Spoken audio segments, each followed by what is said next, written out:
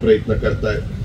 तिथं मी अशा लोखंडी पट्ट्या, लोखंडी चॅनल नाही, लोखंडी अँगल अशी ती पायरी असती, त्या पायरी खराब होऊ नये म्हणून असा अँगल तिथं लावलाय. त्या किनार म्हणजे बॉर्डर असते ना, ती खराब होती म्हणून चला तेच तोडून द्यायचा प्रयत्न करताय.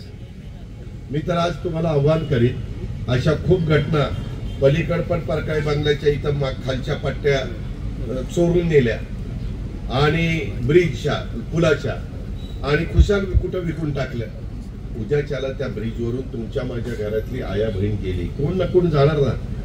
आणि आम्हाला काय माहिती खाली चोरट्याने असला नालायकपणा केलाय आणि ते पडलं खाली. बघा कसला विकास चाललाय, विकास भकास होत चाललाय.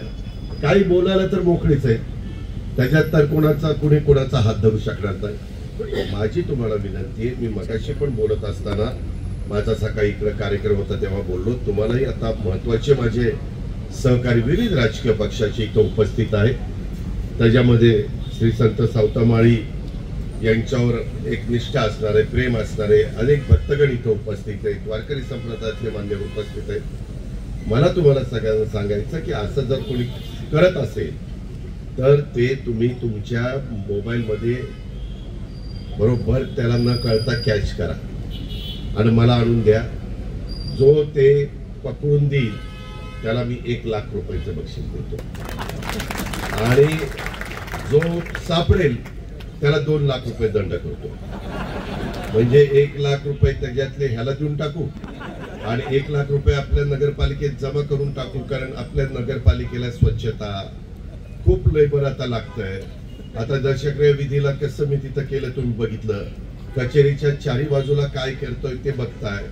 सगळे आपले रोड आता आपल्या व्यापारी लोकांनी चांगलं लाइटिंग केलंय. रात्री बारामतीत आपण आहोत का आणखीन कुठं आहोत हे समजत नाही. शेवटी आपल्या सर्वांची बारामती, ती कुणाची एकट्या दुकट्याची बारामती नाहीये. आणि त्याच्यामुळं बारामतीकर म्हणून अनेक आता बाहेरचे लोक येऊन इथं राहत आहेत, त्यांना इथं सुरक्षित वाटतंय, त्यांना इथं सुविधा मिळत आहेत, त्यांना इथं व्यवस्थित पाणी मिळतंय.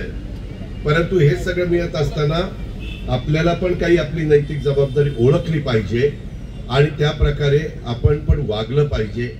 कुठेही कचरा न टाकता, कुठेही खराब म्हणजे मी मध्ये डिवायडरला झाडं लावतोय, आणखीन काय करतोय, वेगवेगळे फुटपाथ चांगले करतोय, त्यावेळेस तिथं घाण होणार नाही याबद्दलची काळजी आपण सगळ्यांनी घेतली पाहिजे.